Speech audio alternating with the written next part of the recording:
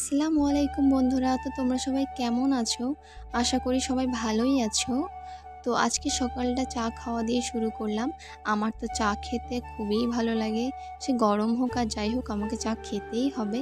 তো তারপরে কিচেনে ভাবি রান্নাবান্না করছিল। তো তখন ভাবির সঙ্গে যেয়ে আমি একটু হেল্প করে দিচ্ছিলাম, রান্না করে দিচ্ছিলাম আরকি।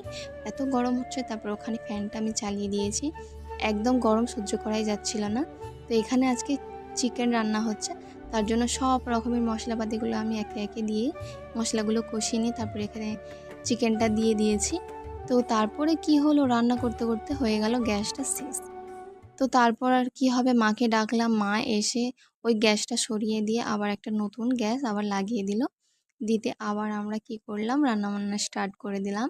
তো তারপরে চিকেনের উপর একটু টক দই দিয়ে ভালো করে কষিয়ে নিয়ে আলুটা দিয়ে তারপর আরও ভালো করে একটু কষিয়ে নিয়ে আমি রান্না করতে ওটা ঝোল করতে বসিয়ে দিয়েছি।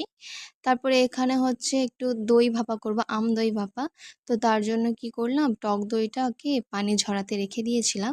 তারপরে দইটা নিয়ে নিলাম, তার সাথে আমটাকে মিক্সিতে দিয়ে ভালো করে পেস্ট করে নিয়েছিলাম। তো সেই আমের পেস্টটা এখানে দিয়ে দিচ্ছি। তারপরে এখানে চিনিটাকে গুঁড়ো করে রেখেছিলাম। এখানে ৩ চামচের মতো আমি চিনি দিয়েছি।